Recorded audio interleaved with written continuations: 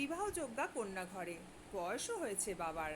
কাঁপা কাঁপা স্বরে ঠাকুমা বলেন, দিদি ভাই, বিয়েটা তুমি করে নাও কিন্তু এবার। নাচ জামাইকে দেখে মরবো, এ যে বড়ই আমার স্বাদ।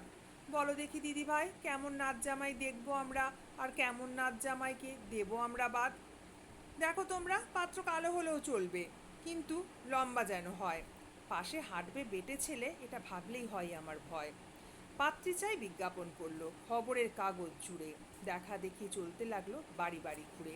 অবশেষে বাবার হলো পছন্দ, বাইরে চাকরি করা ছেলে। মা বাবা সব দেশেই থাকেন, ছেলে আসে সময় সুযোগ পেলে। মহা সমারোহে হয়ে গেল বিয়ে, মেয়ে বিদেশ দিল পাড়ি। রইল পড়ে মা বাবা, আর রইল পড়ে বাড়ি গাড়ি। ঠাকুমাও গেলেন বয়স ভারে, বাবাও গেলেন চলে। একা মা রইল পড়ে নিজের বিশাল বড় ঘরে। বছর শেষে মেয়ে আসে, আনন্দে দিন কাটে। খাওয়া দাওয়া হই হুল্লোড়, ওই কটা দিনই মাত্র জোটে। ব্যস্ত সবাই নিজের কাজে, খোঁজ রাখে কেউ কেউ অল্প। তারপরই হয় নতুন জীবন, বৃদ্ধাশ্রমের গল্প। কবি লেখেন গল্প পদ্য, নচিকেতা লেখেন গান।